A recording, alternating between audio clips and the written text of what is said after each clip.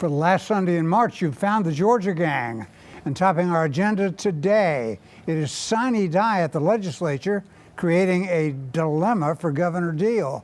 The state passes a budget with pay raises, and the city of Atlanta gets ready to pass one more tax. Some of the stories up for grabs on the Georgia Gang.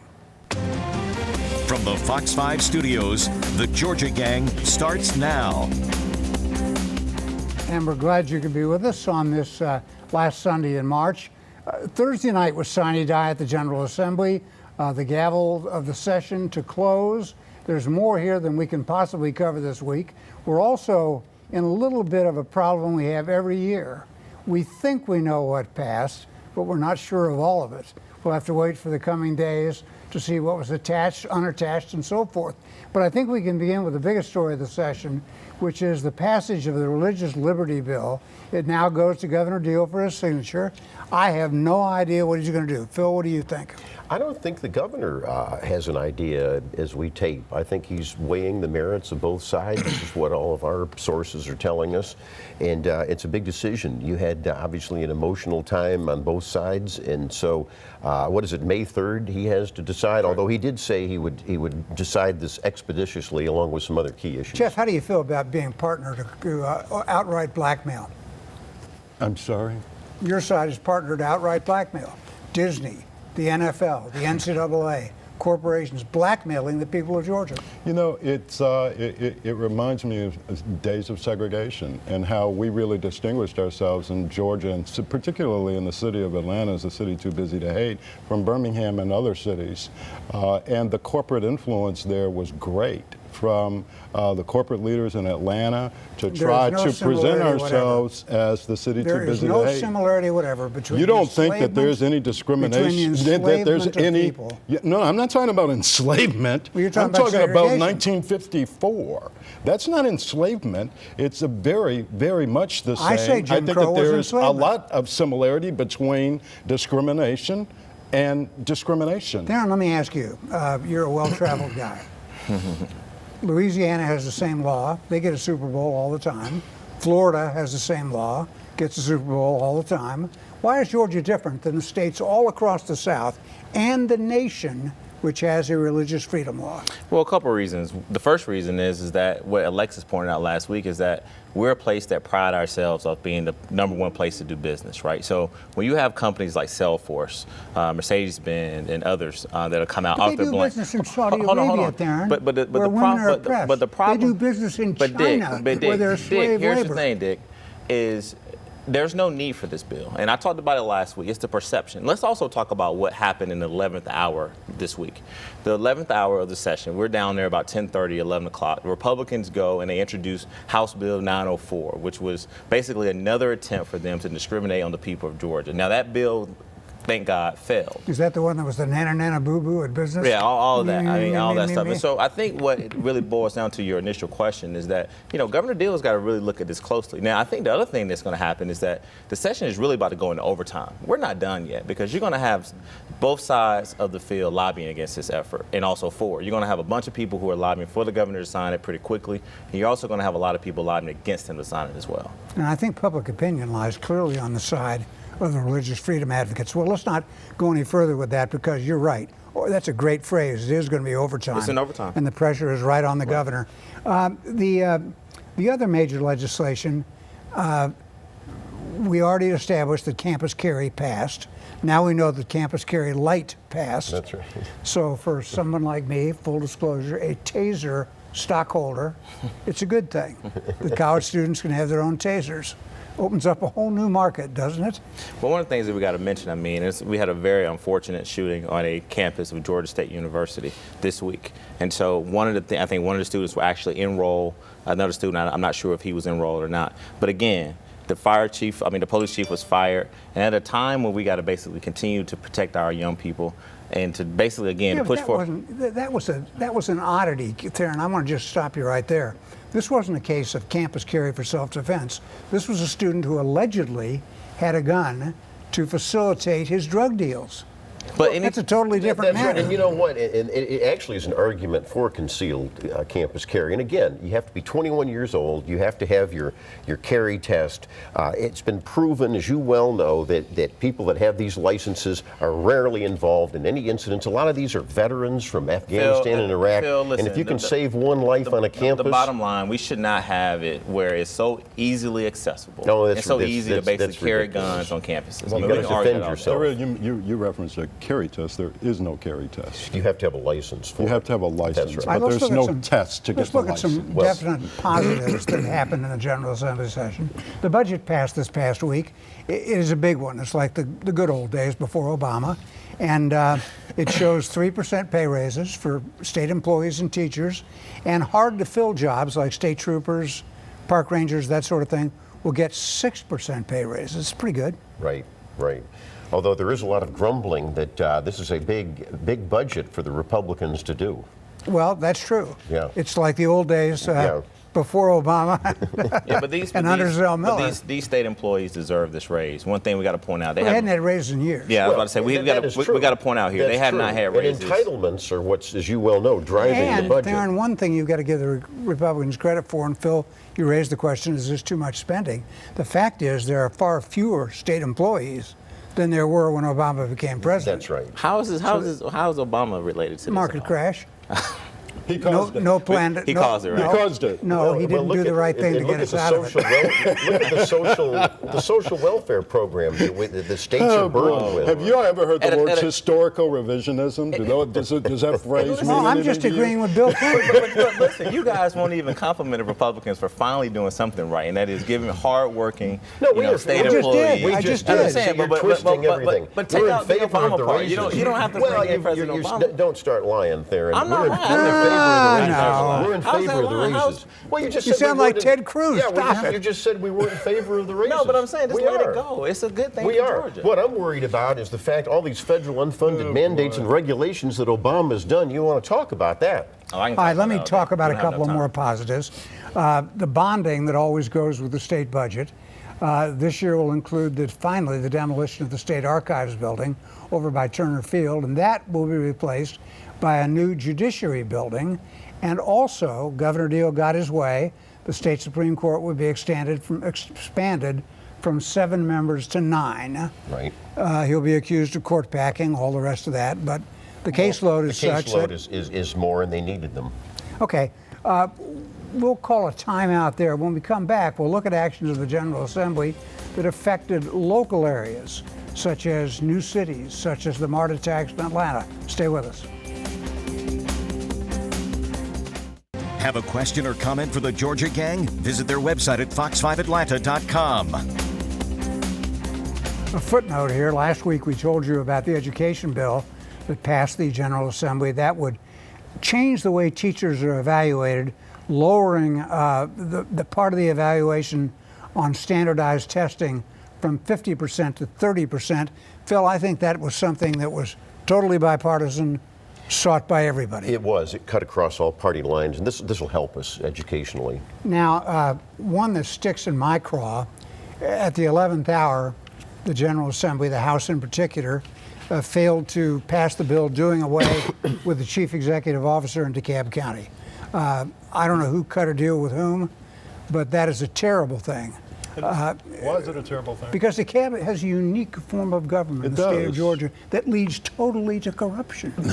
I don't agree with that at all. I think that we're going to have a new CEO in DeKalb County who is going to be a great leader in that position. He's got 2 opponents. And what you're essentially saying is he does have 2 opponents, but I think that he's going to win that race. I do too. And I think what you're essentially saying is that you'd like to transfer power back to the commission, right? Isn't that what a more traditional form of government would in fact do? To a professional county manager with the advice and consent of a commission. Yeah, what's wrong with that, I think Jeff? that we're going to that works in Cobb. I think we're going to chief. I think that we, at this point, the county needs a strong leader, a strong chief executive, and I think that we're going to have Burl one. Ellis, kind of like Vernon Jones. Well, first of all, Burl Ellis was an excellent CEO. And he Tell just it to- got tell on it the to wrong his side. parole He got on the officer. wrong side of a well, you know, a lot of people can get caught up in the criminal justice system who don't deserve to be. But And he anyway, was here's not- the hold on, odd Dick. thing. No, one more point, Dick. Sure. So you got to go back to this. In 1982, Manuel Maloof and two Republicans created this form of government. That's right. So to say that it's a form of government that leads to corruption, you're basically calling Manuel Maloof a person of corruption because he created this. But They created it for one guy. But my point is, to Jeff's point, is this. And I said this last week, the problem is not the CEO's position. The problem is that you got state government telling local government what to do. What should happen is this. The local government should come up with their own charter commission review, and also that bill failed that was introduced because they couldn't get that out as well. Because it's only about the fourth one they've done. But the problem in DeKalb County is not this. It's not the CEO's position. It's about basically eliminating the divisiveness that's going on there, basically uniting North DeKalb and South DeKalb together, and basically, as Jeff said, having someone who's more than likely going to be the next CEO don't you and think Mike there's Thurman. too Hold on, much don't cut me power? off. Don't you So think my there's too point is, much power in no, that? it's not too much power. But see, the problem is you got to go back to the origin because when Manuel Maloof created this form of government in 1982, he didn't create it for more African Americans to have more power. He created it because he thought it was a good function of government. So again, let's not just focus on the let's keep our eye position. on the ball. When I say power, I'm talking about like bids and the control he had over the money. And I think, Jeff, I always that thought goes you were on for an everywhere. administrator. Well, no, wait a minute. I think that you can do that anywhere, and you can do it in DeKalb County. You can certainly tweak this without getting rid of the CEO position. But I thought you were there for are, a there professional are a lot of administrator. gradations here that we can do. I am for a professional administrator. I'm also at this point, especially for DeKalb County, for a very strong chief executive who can restore confidence and credibility in county government. point And I out an believe that anomaly. very soon we're going to have Well, I think one. Michael could do that. but I think- Republicans control both houses of the General Assembly by a long shot. And yet, they were unable to pass the bill to do away with the CEO. They created the right for the voters of Stonecrest to have a democratic city, right? Right. This is very strange. And I Should they only believe, create Republican and I cities? believe Remember- they gave State Rep Scott Holcomb a big win Remember that on his rape kit testing. But even though the Republicans control the House, they don't control the Fulton County Legislative Delegation or the Atlanta delegation. So there's Or always DeKalb, I guess. Yeah. So And at there's some point they and so should. that is local legislation. Pass some intelligent legislation other than But also let's religious not. But here's liberty and another things one. like that. All right, you mentioned Atlanta. Atlanta, this one just amazes me. Theron was the prophet on this, and he was right. Kasim Reed was able to keep that MARTA sales tax bill alive. It passed. The voters of Atlanta. And Jan Jones deserves a lot of credit Well, too. true. But the voters of Atlanta in November will vote on another, this time, half-cent sales tax. That raises the sales tax in Atlanta to what? 8.5. Something that New York City would love? 8.5, 0.5%. Yeah. Yeah, you think that that's going to stop And of people course- from going to the city of Atlanta? Question and answer. How many car dealers are in the city of Atlanta? The question I think that we need to be asking is why isn't the rest of the region doing this? Right. On behalf of transportation, a You never clogged saw a region tax you didn't where like we're it. losing. Well, first of all, you haven't seen any tax increases in the city of Atlanta under Kasim Reed. Certainly not any property tax increases. No property tax. But None here comes at all. But you got and most and now for what you're looking sewers. at is a half penny for what we all ought to be doing, and that is investing in transit. Let me just say, and you and I have always agreed on this, the burden cannot always fall on Atlanta, Fulton County, and DeKalb County. my God. That's But the no, problem. But what That's the not the legislator said this week was this was a big first step to create a multimodal transportation system in the city of Atlanta, but also that will benefit the region. Let's not underscore this, guys. As I pointed out last week, I gave Jan Jones, a Republican, Speaker Pro Tem, credit on this show for basically stepping up and having the courage to continue what Brandon Beach laid out. Now, Mayor Reed deserves a lot of credit as well because he also went very on the line to basically make sure this happened. Also, you had a lot of Fulton County mayors. I mean, you had Mayor Bacher down there last night at Johns Creek making sure that this happened. So you had everyone at the table. But to Jeff's point is this, the region needs to get in line. This also improves the I-20 corridor, and also it brings some development to the Clifton corridor as well. So this is a really big day. No, it doesn't. It actually doesn't because DeKalb is not going to vote on this. Well, Those projects see. are That's in right. DeKalb. That's right. We're going to Kasim's come talking up. light rail. we're going to come up with a list, and there may be some light rail, but let me tell you what, if you do $2.5 billion on the Beltline alone, the economic development from that is just unbelievable over the course of the next couple of decades. And so I think that it's the kind of investment that we need to be seeing, not only in the city of Atlanta, which is clogged, but the region is clogged. I would look at light That's rail. why we look at light rail. That's why in 2012, 2013, we were looking at T-SPLOST. It didn't pass, but still, we need to begin to look at regional transportation With that solutions. sales and not on the tax table. in the city of Atlanta, okay? When that sales tax, when all that burden, as Phil points out, falls on the taxpayers of Atlanta, you want a new car. Are you going to go to Hennessy Range Rover and buy that car and pay an 8.5% sales tax? Or are you going to go to Gwinnett? It doesn't and pay matter a because when you buy a 6% tax, sales tax. it depends on your county of residence. So you can buy it wherever you want, but you're going to pay the sales tax in your county of People residence. don't But think one thing about that that. people are tired of in this city is traffic. And this is another step towards reducing the traffic that we all experience every single Okay, day. we got to get out. For the record, another thing that passed the General Assembly was a continued tax exemptions, tax breaks for development around Phillips Arena.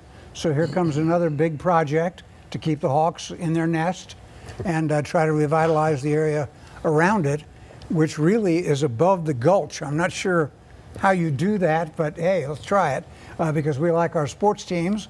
And then another thing for the record, the Braves Stadium in Cobb County is 50% complete. Kind of cool. Yeah, it's All right. coming right along, on schedule. Yep, when we come back, politics. Stay with us. Have a question or comment for the Georgia Gang? Visit their website at fox5atlanta.com. And remember, we're on YouTube with our own channel, the Georgia Gang on YouTube. We're also on Facebook, and I don't think, do we Twitter? No, We don't. we should. We don't tweet. Okay. Wrapping up the General Assembly is almost impossible. In passing reference, we referred to Scott Holcomb, the Democrat from North DeKalb, who had an uphill fight getting his bill through to require that rape kit tests be submitted to the state laboratories in a timely fashion. Am I explaining that properly? That's right. And it basically makes sure it finds and it counts any neglect in dealing with any type of rape cases. And, make sure that the evidence is presented. And Senator Renee Unterman used her seniority in the Senate to try and kill that for reasons that nobody's real clear on, but she lost. Well, thank goodness she lost, and I think it cut across bipartisan lines. It was just the right thing to do, and law enforcement had wanted this, so it had a happy ending. Right. I guess.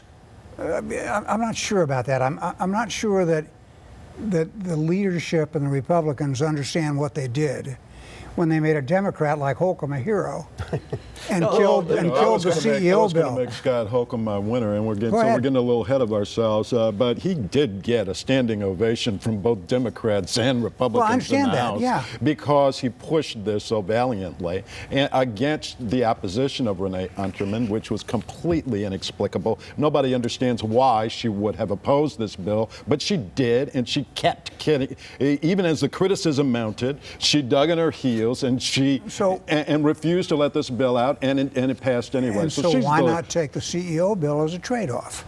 You see what I'm saying? This doesn't work like that down there, Phil. Oh, yes, it does. Come on. Phil, it doesn't work down there. But to Jeff's point, also, when it went back to the House, it had a unanimous vote. And so, again, Scott Holcomb deserves a lot of credit. No, I'm not taking away from Scott Holcomb.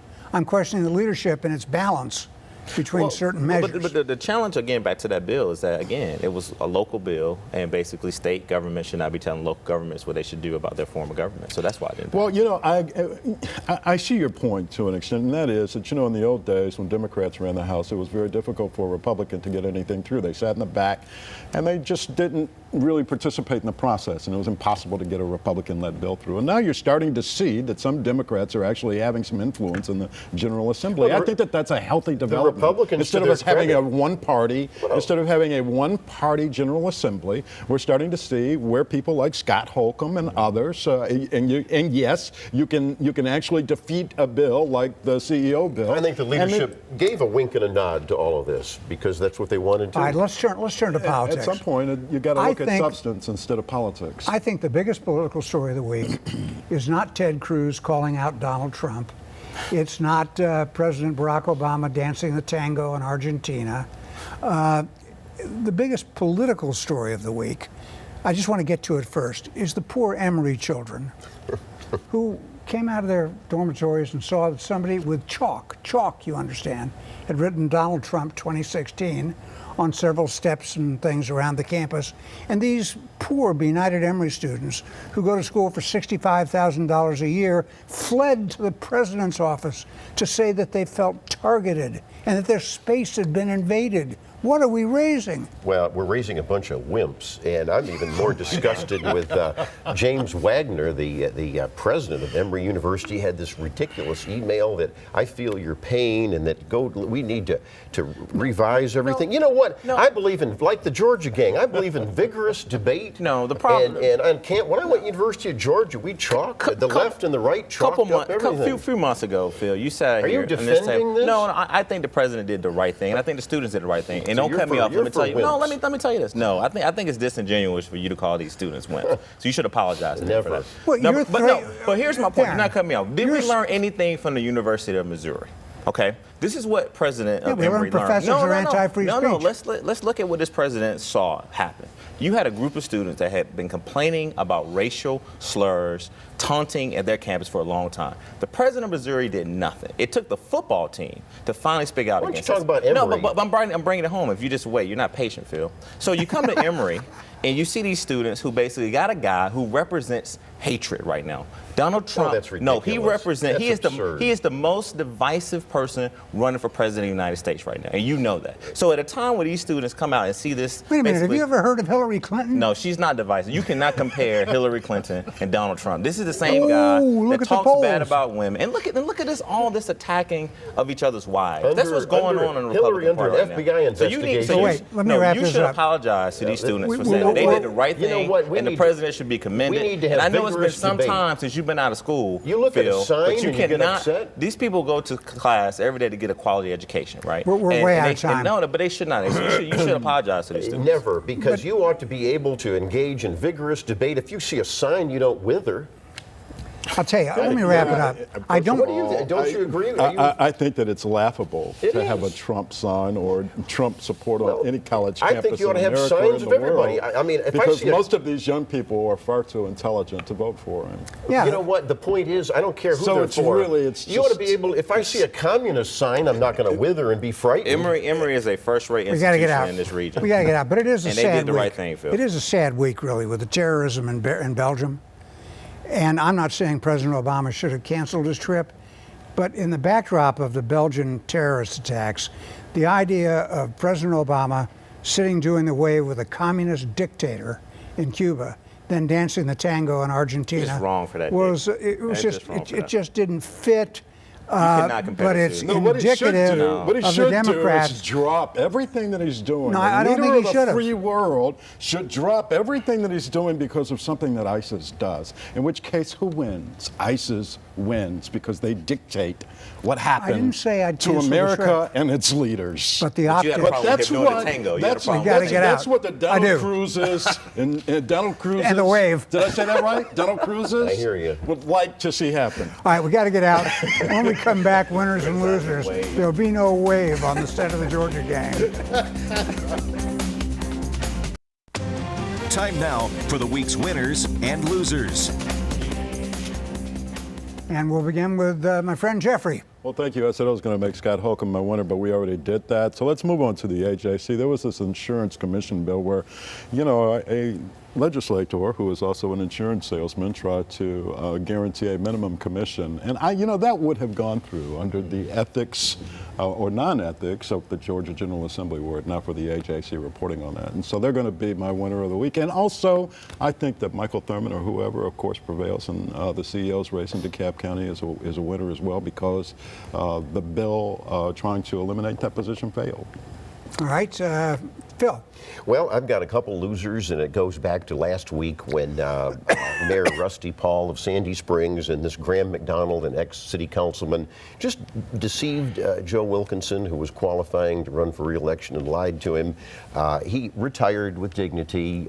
This McDonald is still being challenged by Deborah Silcox. But when you're running for office, just look someone in the eye and say, I'm running for office, rather than playing silly games. And Wendell Willard, the representative, House Judiciary committee chairman. He's my loser. He didn't give a chance for the English constitutional amendment to pass. He also was in league with Rusty Paul on ousting Joe Wilkinson. Of course, he's paid by the city of Sandy Springs as their city attorney. So he's going to do whatever Rusty wants, isn't he? Right. There we go. All right, Darren? few winners. We had 6 House Democrats. I don't have enough time to name them all, but they're going to be retiring or not seeking re-election, so I definitely want to make them a winner. Also, we lost a rapper by the name of Phife Dawg, who was a member of the organization and rap group called Tribe Called Quest. Yeah, he lost his life at a very young age, at 45. And then lastly, you know who can be the winner, not only for this week, but for decades and decades in Georgia, is Governor Deal. He could be our biggest winner if he would veto this RFRA bill. So he would definitely be the last person I would want to say could be the biggest winner, not only for this week, but for decades to come. And I don't have any idea what he's going to do. I don't think any of us do. All right, I will make my winner of the week Raul Castro. He was elevated well above his station in life. My loser of the week, the people of Cuba, who watched Obama frolic while they suffer in a despotic communist system. And the Atlanta Hawks, tied for 3rd in the East, creeping up. See you next week on the Georgia Gang. The opinions expressed in this broadcast are those of the panelists appearing in this program.